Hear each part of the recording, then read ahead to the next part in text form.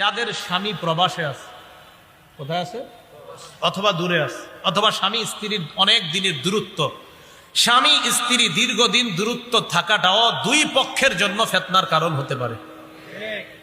কারণ হতে পারে বলেই তো আমার রসুল হাদিস বলে গিয়েছেন। বললাম না, সব গবেষণা করলে রসুল শ্রেষ্ঠ বিজ্ঞানী, এটাই প্রমাণিত হবে।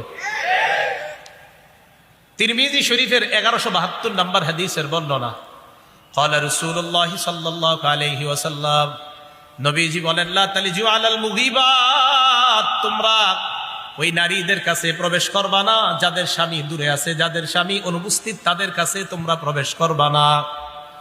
এবার আল্লাহ নবী বলেন, ফাইন্না শাইতানা ইয়াজরি মিন আহাদিকুম মাজরাদ দাম, শয়তান তোমাদের রক্তের শিরা উপশিরা দিয়ে চলতে পারে।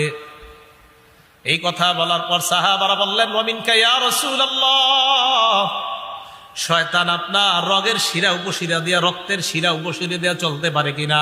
হুজুর, আপনার রক্ত চলাচল করে যে রগ দিয়ে, এই রগ দিয়ে শয়তান চলে? নবীজি কো, হ্যাঁ, শয়তান ওটা দিয়েও চলতে পারে, আমারটা দিয়েও চলার ক্ষমতা রাখে। তবে ওয়ালাকিন্নাল্লাহ আ'আদানি ফাআসলাম, শয়তানের মোকাবেলায় আল্লাহ আমাকে সাহায্য করে, তাই আমি নবী নিরাপদ থেকে যাই।